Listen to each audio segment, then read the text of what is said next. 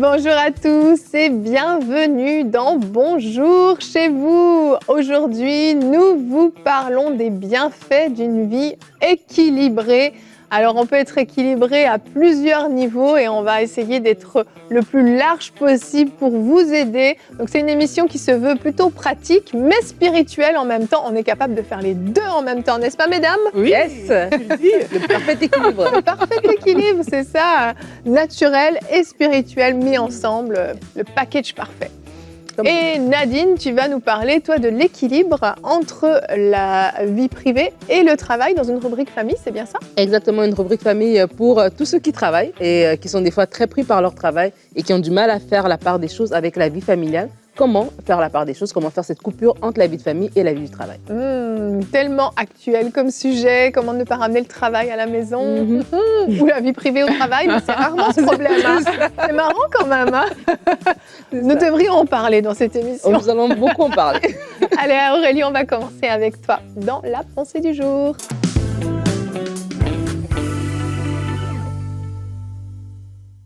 Alors, lorsqu'on parle de vie équilibrée, on parle de quoi au juste? Une vie équilibrée, c'est une vie où toutes les dimensions de l'être humain sont prises en compte et développées avec une attention appropriée. Ça veut dire quoi? Ça veut dire que notre esprit, notre âme et notre corps sont entretenus de manière saine. C'est une vie dans laquelle on peut faire la part des choses, une vie dans laquelle on respecte également et on maintient ses priorités. Il va falloir jongler dans cette vie-là, dans les différentes sphères, pour qu'il y ait un équilibre à la fois physique, émotionnel, mental et même spirituel. La Bible nous dit dans Ecclésiaste 3, du verset 1 à 8, c'est un verset qu'on récite, on connaît souvent, c'est le verset de l'équilibre, j'ai envie de dire. Il y a un temps pour tout, un temps pour toutes choses sous les cieux, un temps pour naître, un temps pour mourir, un temps pour planter. Bref, il y a un temps vraiment pour tout. Si on lit tout le verset, on voit qu'il y a différents aspects de la vie qui sont dits dans ce verset-là. Et la Bible nous fait comprendre à travers ce verset qu'il y a vraiment un temps pour chaque chose. C'est un verset, comme je disais, qu'on connaît. C'est un verset même qu'on accepte. Mais force est quand même de constater que dans la vie de plusieurs personnes, il y a quand même un déséquilibre quelque part. Quelles sont les raisons qui entraînent ce déséquilibre? Pour certaines personnes vont croire que pratiquer des activités spirituelles est une raison pour vivre équilibré, pour vivre déséquilibré, pardon. Mais lorsqu'on regarde à ce verset, on voit qu'il y a un temps pour prier, il y a un temps pour servir, mais il y a aussi un temps pour dormir, il y a un temps pour s'occuper des siens. On ne peut pas négliger, par exemple, l'éducation de ses enfants, on ne peut pas négliger sa famille ou même son sommeil, la santé physique, sous prétexte que, voilà, on est en train de faire des activités spirituelles. Donc là, il y a aussi un équilibre qui doit arriver. Une autre raison, c'est aussi quoi? C'est qu'une promotion, par exemple, au travail, Nadine va parler du travail tout à l'heure, mais une promotion au travail ou même un changement social, ça peut être différentes choses, aussi n'est pas une excuse pour vivre de manière déséquilibrée. On ne peut pas, dans ce cas-là, oublier sa vie spirituelle sous prétexte qu'on a été promu, parce qu'il y a une nouveauté à l'horizon, et puis là, on met complètement de côté sa vie spirituelle. La Bible dit dans Proverbe 11 au verset 1, « La balance fausse est en horreur à l'Éternel, mais le poids juste lui est agréable. » Alors, quand on parle de balance fausse, on parle aussi de vie déséquilibrée. Parce que dans la balance, il faut qu'il y ait un équilibre, justement. Et on aura à rendre compte sur la façon dont on a géré notre vie. Alors aujourd'hui, je veux tous nous encourager à retrouver notre équilibre là où on ressent qu'on l'a perdu. Alors, comment est-ce qu'on va faire pour retrouver cet équilibre-là? Mais chaque fois, il faut se poser la question, est-ce qu'au niveau de mon esprit, au niveau de mon âme, au niveau de mon corps, est-ce que cet équilibre est maintenu? Et si on sent qu'il y a un des niveaux où l'équilibre n'est pas maintenu, mais il va falloir chercher à rééquilibrer. Il faut également apprendre à jongler avec les saisons. Parfois, oui, il y a des saisons de la vie qui vont demander beaucoup plus de temps et qui vont pas permettre forcément qu'il y ait un équilibre parfait, mais c'est aussi en sachant comment jongler dans ces différentes saisons-là qu'on pourra retrouver un certain équilibre. Et la dernière chose que je vais vous proposer de faire aujourd'hui, c'est de respecter l'équilibre parfait. La Bible nous dit de chercher Dieu en priorité, et c'est ça l'équilibre, c'est de chercher Dieu, c'est de chercher son royaume et de laisser toutes les autres choses s'aligner dans votre vie. Amen. Merci pour cette pensée super complète. Tu as traité de plein de points et j'ai aimé que tu parles des saisons parce que je trouve que c'est un sujet important. Puis quand on parle de vie équilibrée, parfois, on ne pense pas à le mettre dans le cadre des différentes saisons. Et on veut faire comme un modèle qui va fonctionner quasiment toute notre vie. Mais en réalité, ça va pas être possible. Puis ça crée des frustrations et donc des déséquilibres. Parce que ce qui était valable pour hier n'est peut-être plus valable pour demain. Parce que oui, les saisons changent. Mais la Bible nous exhorte à quelque chose en tout temps. Et on va regarder, c'est notre verset du jour, Éphésiens 5 au verset 15. Faites donc bien attention à la façon dont vous vous conduisez. Ne vous comportez pas comme des fous, mais comme des sages. Et dans ces saisons dont tu parles, Aurélie, il y a des moments où les gens, justement, vont... Parce qu'il y a comme un gros rush au travail, ou c'est ça, on a eu une promotion, comme tu l'as dit, ou une situation particulière qu'on vit dans notre travail ou à l'église, peu importe, eh bien, on oublie tout la sagesse qu'on avait mise en pratique jusqu'à présent, tout l'équilibre qu'on s'était efforcé de mettre, c'est comme si ça saute parce qu'il y a une situation particulière et on finit par se comporter comme des fous finalement, comme ce verset le dit. On va se coucher extrêmement tard tous les soirs, on ne prend plus une seule journée de congé, on enchaîne les journées de travail, on enchaîne les longues journées, les longues heures de travail, la famille passe au second plan, voire n'existe plus. Et puis on commence à tout mettre à l'envers parce qu'on est dans une nouvelle saison et on oublie les décisions qu'on a prises.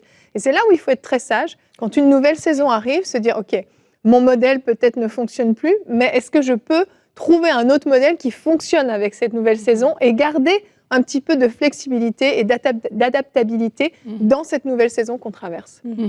En fait, il faut aussi pouvoir penser à long terme parce que je pense que c'est le fait d'être braqué sur l'instant présent qui est souvent un piège pour certaines personnes parce que oui, l'instant présent va te préoccuper, il y aura des choses à gérer, c'est un fait, mais il faut choisir la bonne part.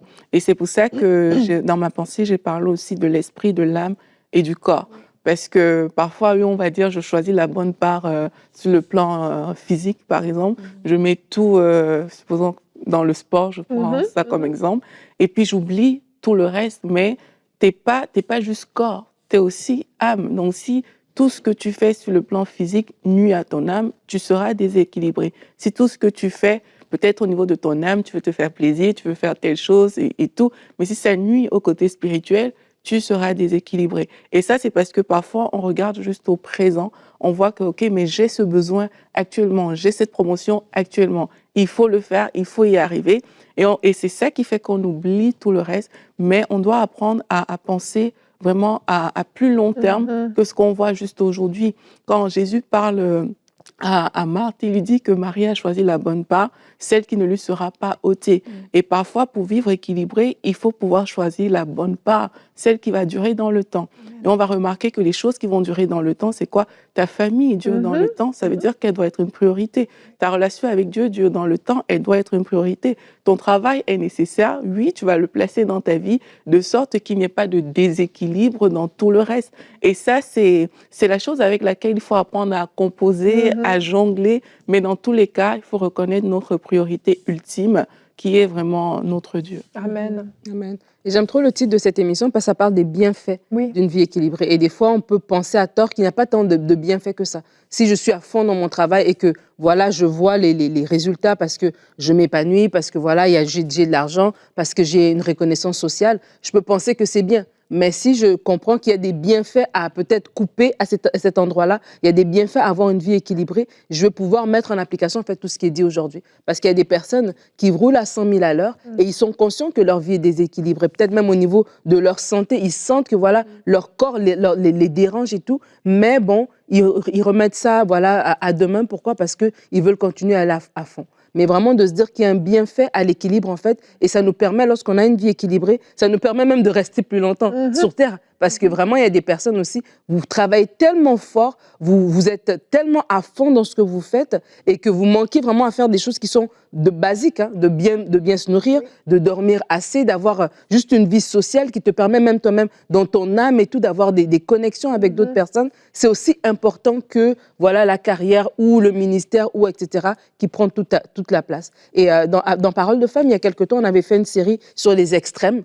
on a parlé de différents extrêmes. Et tout au long de cette série, justement, on présentait des extrêmes qui semblaient être bons, si on regarde d'un côté ou de l'autre, mais en disant en fait que non, l'idée, c'est d'avoir un équilibre, d'arriver un petit peu au milieu. Et par rapport à la vie aujourd'hui, tellement la vie va vite, il est important pour chaque personne de s'asseoir et se dire, est-ce que ma vie est équilibrée? Et chaque personne, on le sait. Peut-être, oui, tu as parlé des saisons, et on dit, OK, bon, là, c'est juste pour un temps. Oui, peut-être là, les enfants sont petits, c'est une saison de rush, mais en temps normal, en général, quand je regarde tout, est-ce que c'est équilibré? Si ça ne l'est pas, de vraiment chercher d'apporter cet équilibre-là, de regarder Jésus qui était notre modèle par excellence, qui prenait le temps pour se reposer, qui prenait le temps pour se retirer, pour prier, même s'il y avait encore la foule, il prenait le temps à un moment donné, OK, on a fini.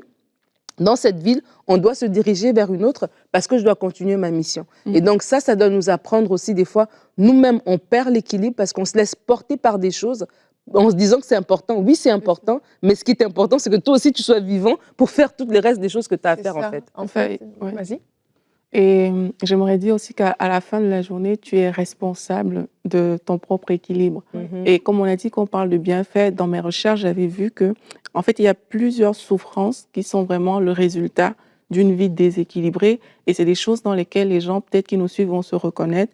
Et il y a des souffrances physiques. On disait, les personnes qui ne prennent pas soin de leur corps peuvent ressentir des douleurs physiques, de la fatigue. Tu en as un peu parlé, Nadine, une hypertension artérielle, un excès de poids, un sommeil perturbé. Par exemple, quand le déséquilibre au niveau physique. Il y a aussi des souffrances mentales. Les personnes qui ne prennent pas soin de leur équilibre mental peuvent ressentir de l'anxiété, du stress, de la dépression, de la confusion, de la tristesse et de la frustration. Au niveau émotionnel, ces personnes peuvent ressentir la colère, la rancœur, la jalousie, l'envie, la peur. Donc ça, c'est des choses qui ne sont pas les fruits de l'esprit. Et au niveau social, les personnes qui ne prennent pas soin de leurs relations sociales peuvent ressentir de l'isolement, de la solitude, de la stigmatisation, de l'incompréhension. Donc ça veut dire que c'est des choses peut-être que tu peux te retrouver dans une ou dans l'autre chose. Le but n'est pas de dire « Ah oui, mais t'es déséquilibré si t'es dans l'une de ces choses-là », mais c'est de juste voir dans quelle mesure on peut s'ajuster parce que nous sommes responsables de notre vie. Ça dépend pas de ton voisin. Je veux dire, c'est pas la société qui va venir ajuster ta vie, c'est pas tes parents, c'est toi qui dois pouvoir prendre du recul pour dire « Mais en fait, là, je vois quand même que sur le plan social, par exemple, je manque d'équilibre, mais il faudrait que je trouve la façon peut-être de me faire des amis, la façon de vivre ma vie professionnelle de façon plus équilibrée. » Et c'est ça qui va faire la différence au final, parce qu'une vie équilibrée est une vie aussi bénie, est une vie joyeuse, c'est une vie où on peut louer le Seigneur, l'adorer, mais sans avoir l'impression d'être à la ramasse, si je peux dire ça comme ça, ou d'avoir toujours quelque chose qui manque. Et c'est important que chacun de nous, on prenne nos responsabilités à ce niveau-là. Vraiment. En fait, je trouve que l'équilibre, c'est de la maturité, en fait. Une personne mature va être une personne équilibrée. Mon fils a 10 ans, il est complètement fan de foot et il est complètement déséquilibré à ce niveau-là.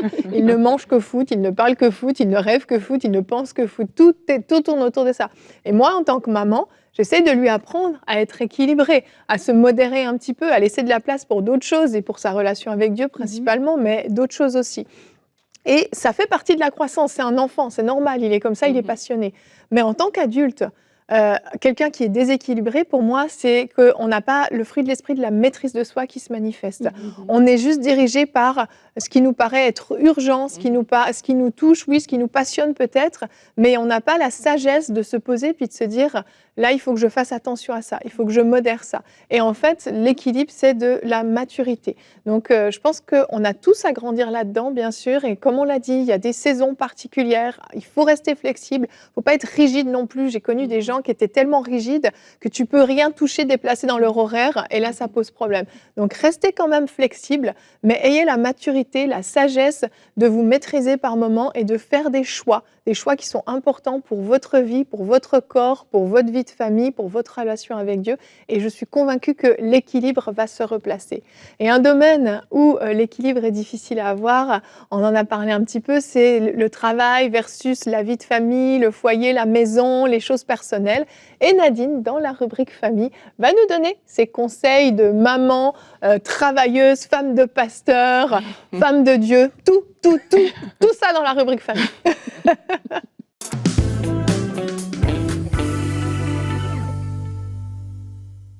Et oui, comme Yveline l'a si bien dit, et chercher l'équilibre, c'est quelque chose que nous tous, nous devons aspirer à faire. Et moi, personnellement, je porte énormément de casquettes. Alors, je suis pasteur, je suis femme de pasteur, j'ai 3 enfants, un mari, un travail ici à MCI, je fais les plannings, je fais plein de choses pour l'église. J'ai une famille aussi, des frères, des sœurs, une maman, énormément de choses. Et tout ça, il faut faire la part des choses, en fait.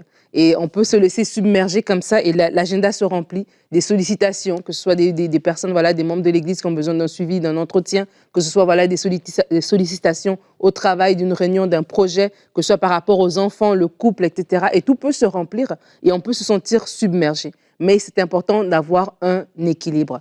Et particulièrement au niveau du travail. Ça, je crois que je parle à beaucoup de personnes, surtout aujourd'hui, avec le télétravail, on s'est retrouvé à travailler à la maison. Et travailler à la maison, des fois, on travaille beaucoup plus que lorsqu'on travaillait au bureau. Parce que peut-être au bureau, à une certaine heure, on doit quitter, mais à la maison, on se dit, ah tiens, je vais d'abord juste finir ça, je vais d'abord finir ça. Et comme ça, le 17h devient 19h, devient 20h, ou bien voilà. Et les journées, comme ça, deviennent très, très longues.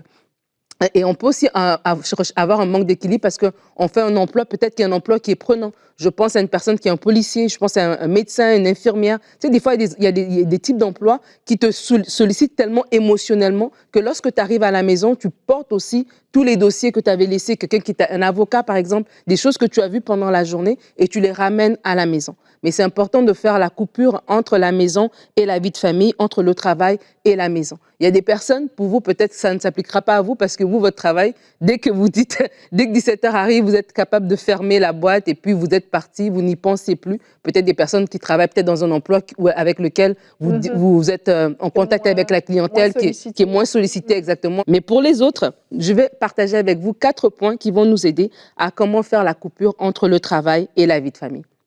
Le premier point, c'est celui de la notion de cassure. Il y a une petite histoire, un petit verset comme ça dans Genèse qui me fait souvent sourire quand je le lis. C'est Genèse 30 au verset 16. La Bible dit, le soir, comme Jacob revenait des champs, Léa sortit à sa rencontre et dit, c'est vers moi que tu viendras, car je t'ai acheté pour les mandragores de mon fils.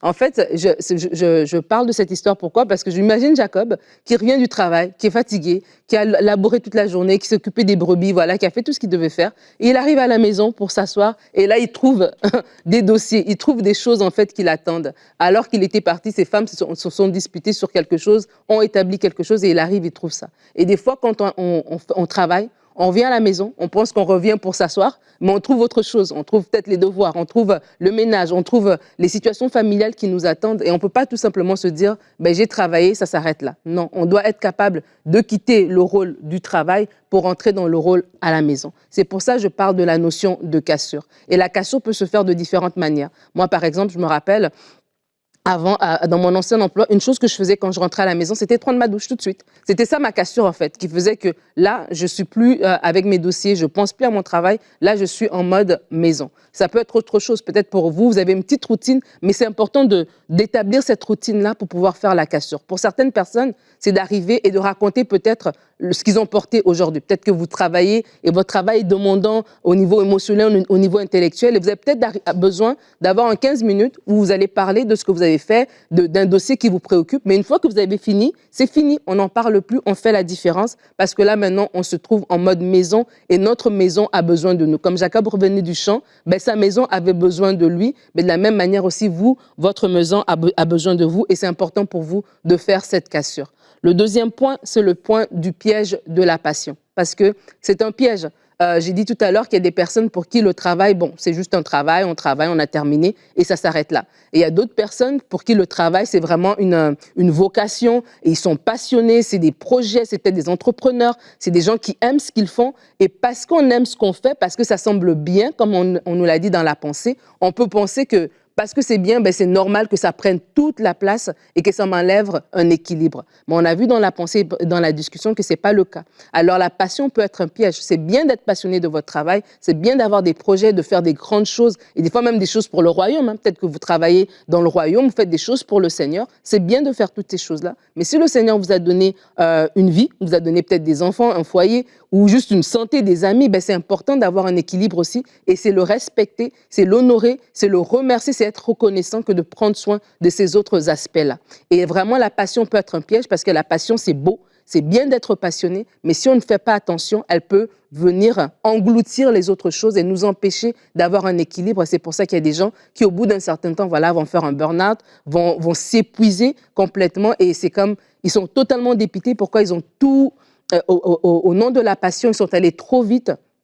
Et ils ont brûlé comme ça toutes les cartes autour d'eux et ils ont même brûlé leur santé au passage. Donc, c'est important de comprendre que la passion, c'est beau, mais la passion peut être un piège si vous n'arrivez pas à faire la part des choses. Après, je vous dis, comme je vous dis moi-même, je suis très occupée, je suis très prise dans mes choses et ça arrive, oui, des fois de travailler tard, ça arrive des fois aussi de parler des dossiers à la maison et tout ça, mais que ce ne soit pas une habitude, que lorsqu'on le fait, on se rend compte que oui, c'est exceptionnel, mais c'est pas normal que ce soit constant et surtout lorsque les autres, en fait, ils se plaignent, lorsque les autres sentent que vous n'êtes pas disponible pour eux.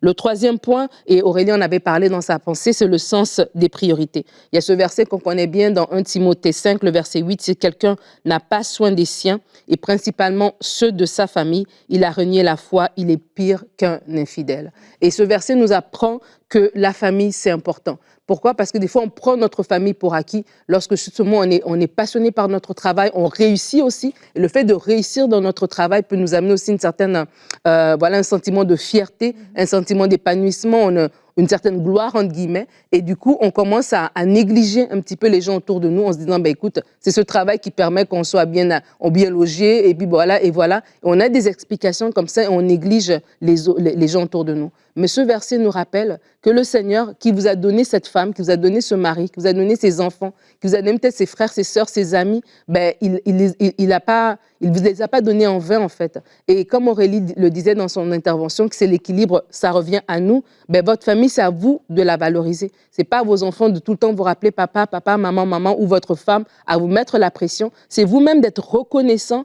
Waouh, j'ai une famille. Et vraiment, c'est être reconnaissant de ça. Et lorsqu'on est reconnaissant, on sait valoriser. Et on sait valoriser, on sait à ce moment-là ajuster nos priorités. Et c'est vraiment important pour que vous ajustez vos priorités. C'est réservé à chaque personne. Moi, mes enfants sont plus grands, mais ce n'est pas parce qu'ils sont plus grands qu'ils sont indépendants. C'est sûr que je ne suis plus dans la routine du dodo, je ne suis plus dans une routine de devoir où je m'assois à côté, je regarde, je signe des papiers, etc. Mais je ne suis plus dans une routine comme ça. Par contre, je suis dans une routine d'écoute où je sais que, OK, il est revenu. Là, il m'a dit ça. OK, dans 3 jours, je vérifie, puis comment c'était. Et ton ami, qu'est-ce qu'il a dit? C'est dans une autre routine, mais quand même, je dois être présent. Alors, c'est peut-être pas aussi prenant qu'une maman d'un enfant de 5 ans, mais il y a quand même une responsabilité qui est là. Et c'est pour ça que cette émission, c'est pour vous, tout simplement, vous interpeller, à chacun de vous asseoir et de dire, OK, où est-ce que j'en suis? Est-ce que j'ai mis ma famille à la bonne place et non mon travail au-dessus de ma famille? Et le quatrième point, c'est le respect des saisons. Il y a un verset que j'aime beaucoup qui est dans Psaume, peut-être que vous allez le deviner, le Psaume 90 au verset 12. La Bible nous dit, Moïse parle et il dit, ce verset a été pour moi une révélation. Il dit, enseigne-nous à bien compter nos jours afin que nous appliquions notre cœur à la sagesse. Et le sens des priorités, le respect des saisons, c'est cette compréhension que vous avez de la saison dans laquelle vous êtes. Des fois, on peut être dans une saison et on méprise la saison dans laquelle on est. On envie les autres parce on a l'impression qu'ils vont à 100 000 à l'heure, ne reconnaissant pas qu'on est dans une saison. Et cette saison-là, nous devons la chérir en fait. Et si on sait bien la chérir, on va bien la maximiser. On va savoir retirer ce qui est bon de ça. Lorsqu'on est dans une saison de célibat, lorsqu'on est dans une saison, les enfants sont plus petits. Dans une saison, peut-être, la maison est vide, on est resté en couple. Ces différentes saisons-là, on doit être capable de savoir les valoriser pour savoir les chérir. Alors, lorsqu'on parle de faire la coupure entre le travail et la maison, et on parle du respect des saisons, c'est de savoir si vous êtes dans une saison où vos enfants sont petits, où vos enfants ont besoin de vous, vos enfants sont à la maison encore sous le toit familial, c'est à vous aussi de respecter ce rythme-là. Et peut-être ce ne serait pas un rythme de votre voisine, voilà, qui, elle fait des voyages d'affaires à tous les 3 mois. Ce serait peut-être un rythme qui serait plus lent, entre guillemets, mais ça va être un rythme qui est bénéfique. Ça va être un rythme qui va permettre à votre famille de tenir dans le temps. On a parlé de tenir dans le temps. Mais quand vous serez plus vieux, les enfants n'auront pas de ressenti d'amertume envers vous. Votre couple va pouvoir continuer. Pourquoi? Parce que dans les saisons les plus mouvementées, vous avez quand même pris le temps de valoriser. Et respecter les saisons, ce n'est pas se comparer avec les autres. Comme je dis toujours, on s'inspire, mais on ne se compare pas. Chacun a son couloir, chacun a sa vie, chacun a ses priorités, ses responsabilités. Et vraiment, enseignons à bien compter nos jours pour appliquer notre cœur à la sagesse. Ça veut dire que dans cette saison, Dieu doit vous donner une sagesse pour avoir le bon équilibre par rapport à votre vie de famille, par rapport au ministère, par rapport au temps que vous passez dans les réunions, à l'église, etc., par rapport au temps que vous donnez à votre travail. Tout ça, il y a un équilibre divin, un équilibre parfait qui est là et le Seigneur peut vous l'inspirer. Et c'est maintenant question de vous positionner. Si vous vous sentez que vous êtes submergé, que vos journées sont longues, que vous n'arrivez pas à voir le bout du tunnel, que c'est comme ça, une journée finie, il y en a une autre qui commence et puis ça n'arrête pas de finir. Seigneur, enseigne-moi à bien compter mes jours. Je sais que c'est toi qui m'as mis sur cette terre. Je sais que tu as des plans merveilleux pour moi. Je veux faire le mieux pour toi. Je veux te glorifier dans cette saison dans laquelle je suis. Montre-moi la façon de faire. Donne-moi l'équilibre, donne-moi les outils qu'il faut pour que j'ai un bon équilibre. Peut-être ça prendra que vous preniez une femme de ménage, peut-être ça prendra que vous preniez un service de repas, peut-être ça prendra que vous bloquez des après-midi, un après-midi par semaine. Mais vraiment, il y a quelque chose, il y a une sagesse divine que Dieu va vous donner pour que vous ne puissiez pas tout mettre dans un panier et perdre le reste, mais que vous puissiez avoir un équilibre parce qu'on a dit tout à l'heure que votre santé physique même dépend de ça, votre épanouissement émotionnel dépend de ça. Alors vraiment, je vous encourage à avoir le bon équilibre. Oui, faites votre travail, mais valorisez votre famille, c'est important. Merci beaucoup Nadine, excellent, excellent. Merci beaucoup pour tes conseils et je pense que c'est des conseils qui s'appliquent aussi vraiment aux couples pastoraux. Tu l'as cité un tout petit peu, mais on sait que c'est encore plus difficile de faire la part des choses. Donc, si vous êtes pasteur ou conjoint de pasteur, vous écoutez cette émission, vraiment prenez tous les conseils de Nadine et essayez de les appliquer au mieux, particulièrement dans les discussions qu'on peut avoir dans la famille. Le sujet de l'église peut devenir le seul sujet de conversation entre époux, avec les enfants, lors de repas. Et faisons attention à ça, d'avoir d'autres sujets de conversation aussi, et que le travail ou le ministère, en l'occurrence, ne prennent pas toute la place dans le foyer. Il faut être capable vraiment de se discipliner là aussi, de faire la part des choses. Et j'aime beaucoup quand tu dis, on s'attribue éventuellement un petit temps. Ah, tu as besoin de 15 minutes pour évacuer. Ben, on fait ça. Nous, avec mon mari, on fait ça des fois. Si on se fait une soirée tous les deux, mais on a eu une grosse journée, on dit, OK, on se donne jusqu'à telle heure, on parle que du travail, on évacue, on se partage ce qu'on a vécu. Mais après, on ferme la porte et puis, c'est interdiction. S'il y en a un qui s'égare, non, on a dit qu'on ne parlait pas de ça. Et ça permet de se garder l'un et l'autre. Donc, soyons vigilants et prenons soin vraiment les uns des autres. Merci Nadine, c'était une rubrique très, très importante. Eh bien, demain, on va parler de la grâce de Dieu. Et finalement, c'est une belle continuité à cette émission parce qu'on a besoin de la grâce de Dieu au quotidien. Et justement, dans ces temps où peut-être vous êtes débordés, la grâce de Dieu est disponible. Donc, demain, nous parlerons de la grâce de Dieu. Et Omer sera avec nous pour un conseil du coach, comment relever la tête après plusieurs échecs. Une très belle émission qu'on aura demain. Alors, on vous dit à demain et bonjour chez vous.